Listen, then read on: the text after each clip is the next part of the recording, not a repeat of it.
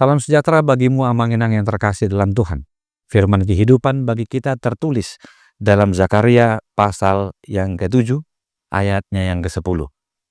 Janganlah menindas janda dan anak yatim, orang asing dan orang miskin, dan janganlah merancang kejahatan dalam hatimu terhadap masing-masing. Demikian firman Tuhan.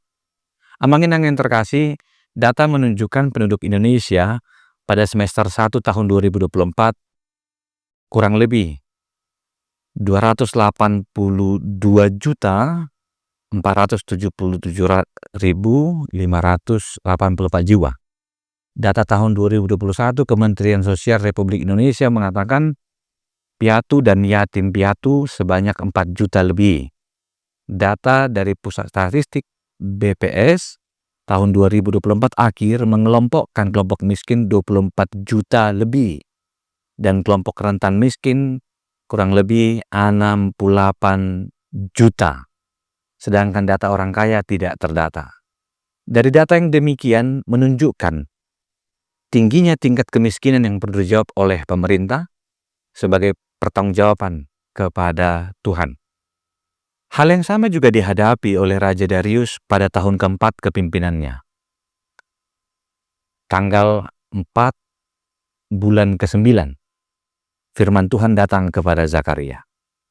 Di saat orang-orang Yahudi berada di tengah-tengah perjalanan masa pembangunan Bait Allah, orang-orang Yahudi yang balik dari Yerusalem yang tinggal dengan reruntuhan hancurnya Yerusalem juga berada pada kondisi rohani yang luluh lantah, penuh kelemahan, dosa dan kesulitan.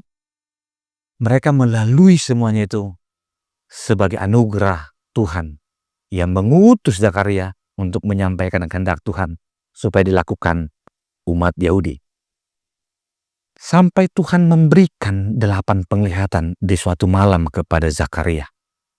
Ia mendapati visi dalam membangun bait Allah dan segala kepentingannya, telah membuat berita baik bagi negara tetangga untuk melihat perkembangan pembangunan itu. Suara Tuhan ini kemudian disampaikan oleh Zakaria untuk tetap menjaga kepimpinan yang takut akan Tuhan, yakni dengan mengasihi janda dan anak yatim, orang asing dan orang miskin, bukan merancang kejahatan dalam hati terhadap masing-masing. Amanginang yang terkasih, firman Tuhan yang berisi larangan ini adalah hukum yang harus dipatuhi oleh semua bangsa, termasuk oleh pemimpin. Karena Allah berdaulat atas segala sesuatu, Allah mengetahui jiwa manusia yang begitu berharga di hadapannya. Oleh sebab itu, hukum ini diberikan supaya manusia memperoleh keselamatan. Bukan sebagai tuntunan bertuhan, melainkan wujud dari bertuhan. Menarik dikatakan, rancangan hati Allah mengarahkan Zakaria untuk bernubuat terhadap sikap kemunafikan berdampak pada kehidupan dan keselamatan bangsa. Inilah yang menjadi pelajaran pertama yang dapat kita ambil dari firman kehidupan.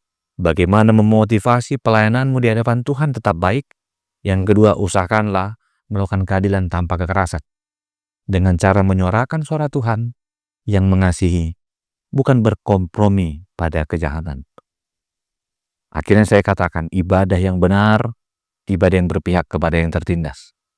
Ingatlah Yakobus pernah berkata, iman tanpa perbuatan adalah mati, di mana Yakobus juga menekankan, jika seseorang atau saudara tidak mempunyai pakaian dan kekurangan makanan sehari-hari, dan seorang yang di antara kamu berkata, selamat jalan, kenakanlah kain panas, dan makanlah sampai kenyang, tapi tidak memberikan kepadanya apa yang perlu, apa gunanya?